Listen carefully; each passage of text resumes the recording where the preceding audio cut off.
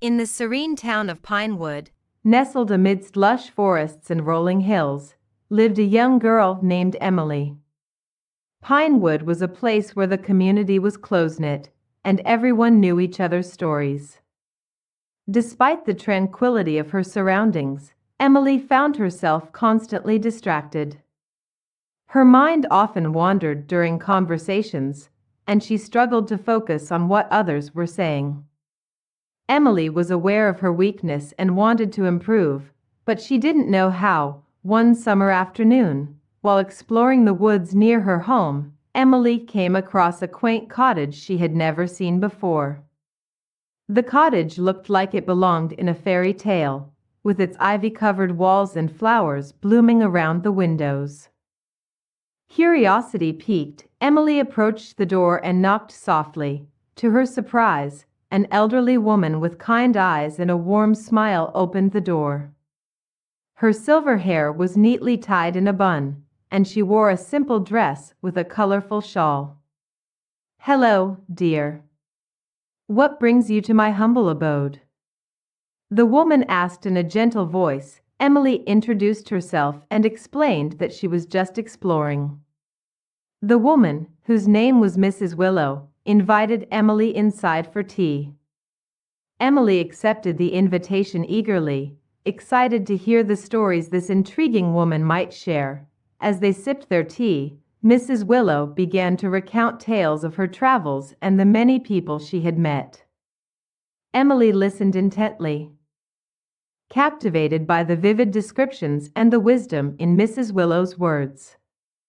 The stories were filled with adventure, love, loss, and lessons learned. After a while, Mrs. Willow paused and looked at Emily with a knowing smile. "Emily, I can see that you are a curious soul, but I also sense that you struggle with listening. Is that true?" Emily was taken aback but nodded. "Yes, Mrs. Willow. I find it hard to focus when others are speaking. My mind drifts away, and I miss important details." Mrs. Willow leaned forward and placed a comforting hand on Emily's. the key to becoming A better listener is to open your heart and mind to the person speaking. Listening is an art that requires practice and patience. Emily was intrigued and eager to learn more. "How can I become a better listener?"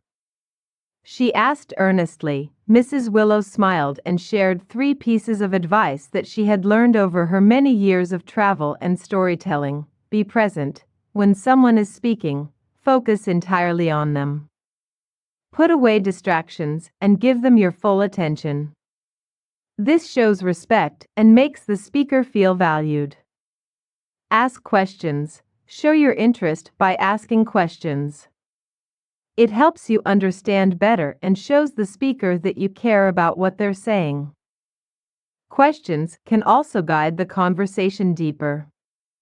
Reflect and respond. Reflect on what you've heard and respond thoughtfully. This means not just hearing the words, but understanding the emotions and intentions behind them. Responding thoughtfully shows that you've truly listened and understood. Emily listened carefully to Mrs. Willow's advice. She realized that listening was not just about hearing words, but about connecting with the speaker on a deeper level. She decided to put Mrs. Willow's advice into practice immediately. Over the next few weeks, Emily made a conscious effort to be present during conversations. She put away her phone, made eye contact, and focused entirely on the person speaking. She asked questions to delve deeper into the conversation and made sure to reflect on what was said before responding. At first, it was challenging, but gradually, she noticed a change. Emily's teachers began to praise her for her improved participation in class. They noticed that she was more attentive and engaged during lessons. She asked insightful questions and contributed thoughtfully to discussions. Her friends, too, appreciated the change in her. They felt truly heard and valued in her presence, which strengthened their bonds. One day, Emily's best friend, Lily, confided in her about a difficult situation at home. Lily's parents were going through a rough patch, and it was taking a toll on her. Emily listened intently, giving Lily her full attention. She asked questions to better understand Lily's feelings and offered her support. For the first time, Lily felt like someone genuinely understood her pain. "Thank you, Emily," Lily said, her eyes filled with gratitude. "Talking to you has made me feel so much better. You really listened." Emily felt a warmth in her heart. She realized that by becoming a better listener, she was able to help her friend in a way she never could before. She was making a difference in the lives of those around her, simply by being present and attentive. One sunny afternoon, the town of Pinewood held its annual community meeting in the town square. It was a time for residents to come together, share news, and discuss matters of importance. This year, Mrs. Willow had a special request for Emily. "Emily, would you be willing to share a story at the meeting?" Mrs. Willow asked. "You have learned so much about listening and connecting with others. I believe your story could inspire the whole town." Emily felt a mix of excitement and nervousness. She had never spoken in front of such a large crowd before. However, she trusted Mrs. Willow and wanted to share the valuable lessons she had learned.